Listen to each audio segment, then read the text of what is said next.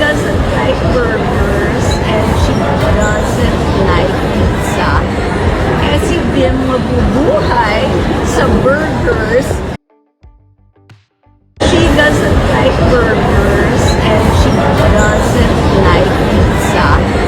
Eh si Bim mabubuhay sa burgers and pizza. So kailangan maghanap tayo ng food na pareho gusto. Napansin mo kanina, steak. Mahilig ka sa steak. Ano luto? She said pwede naman mo. Sarsyado. Hindi naman ka magkinamatisan. Hello! Hello mga Dappercats! Starting to get ready now. Papa Jack is right there fixing my clothes. So, starting to get ready. Pero this one talaga, no? Parang on sale yata to.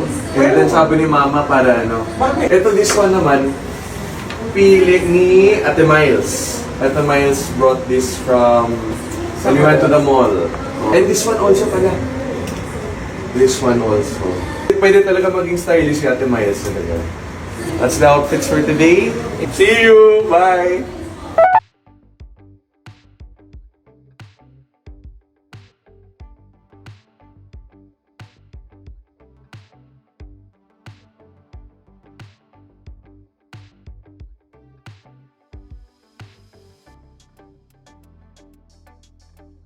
Siyempre may pamilya, mga girls. Wow! Hindi.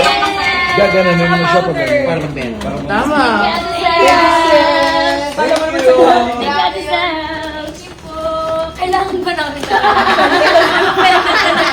Ang alaw ka na nabigyan ng Ay, ganyan. sorry po. Hindi tayo naglalaban-laban sa men. Sis, gusto mo?